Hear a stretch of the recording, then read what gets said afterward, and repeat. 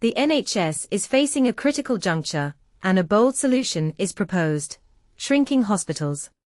This idea, put forth by the think tank State, aims to address the permacrisis the NHS finds itself in. But here's where it gets controversial. They suggest reducing the number of hospital beds to alleviate overcrowding and improve patient care. The report argues that hospitals need a fundamental reinvention to adapt to the changing nature of illness, especially with an aging population. By expanding care to people's homes and communities, the need for hospital stays could be significantly reduced. Rosie Beacon, the report's author, emphasizes that it's not just about bed numbers, but about transforming hospital services. She believes that by delivering care outside of hospitals, standards can be maintained, or even improved, leading to lower long-term costs and a more sustainable healthcare system.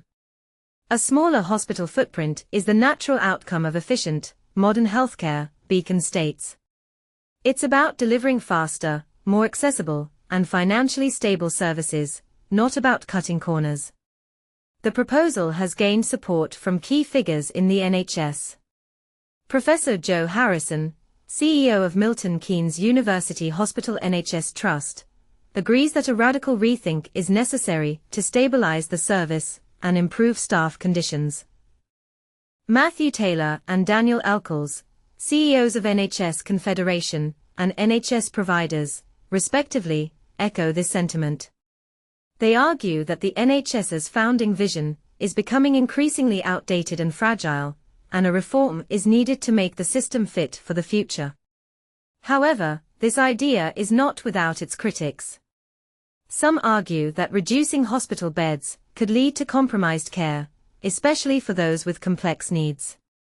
Others question the feasibility of expanding community-based care, given the current strain on resources and staff. And this is the part most people miss. The NHS is already shifting care out of hospitals, with the introduction of neighborhood health centers and community diagnostic centers. These initiatives aim to provide convenient, local healthcare, reducing the burden on hospitals.